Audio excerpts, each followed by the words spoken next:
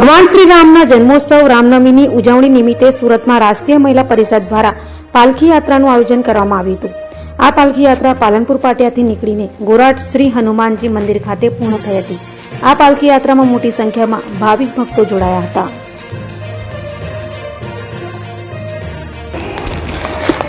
ભગવાન શ્રી રામના જન્મોત્સવ રામનવમીની ઉજવણી નિમિત્તે સુરતમાં રાષ્ટ્રીય મહિલા પરિષદ દ્વારા પાલખી યાત્રાનું આયોજન કરવામાં આવ્યું હતું। આ પાલખી યાત્રા પાલનપુર પાટિયા દ્વારકાધીશ સોસાયટીથી નીકળી હતી અને શ્રી ગોરાટ હનુમાનજી મંદિર ખાતે પૂર્ણ થઈ હતી।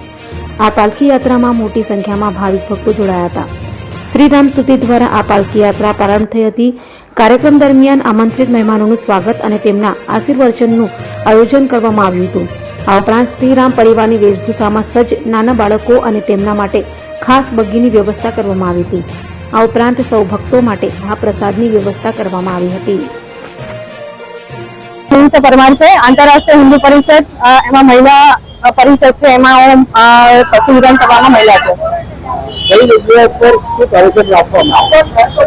सोसायटी पालनपुर पाटिया गणपति दादा मंदिर पास रामजी पालकी यात्रा आयोजन करवामां आव्युं छे।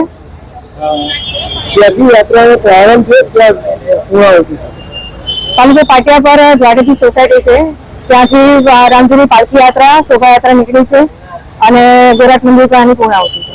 કેટલા ભાઈ ભક્તો જોડાયા? આની અંદર 200 થી 250 મહિલા ભાઈઓ અને બાળકો નાના જોડાયા છે અમારી સાથે। શું ઉદ્દેશ છે, શું સંદેશો આપશો?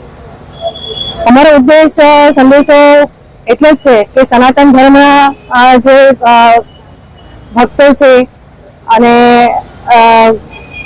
જે ધાર્મિક એ છે અમારી સંસ્કૃતિ એને જાળવી રાખવા માટે અમે લોકોએ આ આયોજન કરેલું છે।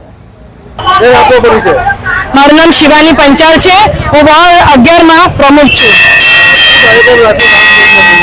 અહીંયા રામ જન્મભૂમિ આજે શ્રી ગણેશ મંદિર છે પાલનપુર પાટિયાથી, ત્યાંથી ગણેશ આપણે હનુમાન ગોરાટ 4 રસ્તા સુધી અહીંયા ભવ્ય રથયાત્રા નીકળી હતી। એમાં અમે લોકો આજે ખૂબ સરસ આયોજન કર્યું છે।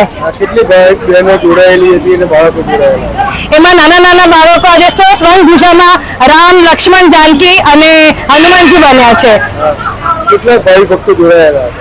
ખૂબ ભાવિ ભક્તો છે અહીંયા, બધા ભજન કીર્તન માટે બધા બેસેલા બહેનો પણ છે અને ખૂબ સરસ રામધૂન ચાલી, એ લોકોએ રામ જન્મ ઉત્સવ બી કર્યો, ખૂબ આનંદનો માહોલ રહ્યો। મારું નામ ડિમ્પલ પટેલ।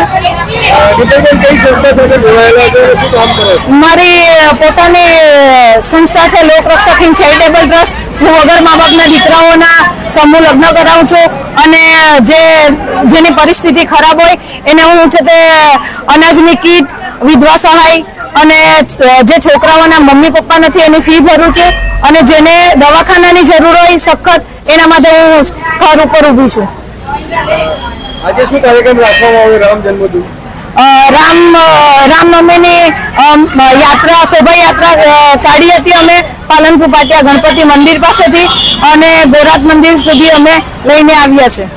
ગોપી મહિલા મંદિર વાળા એ ત્યાં વરાછાથી અહીંયા સેવા માટે સ્પેશિયલ આવ્યા છે નિસ્વાર્થ ભાવે। આજનો દિવસ પાવન દિવસે શું કહેશો?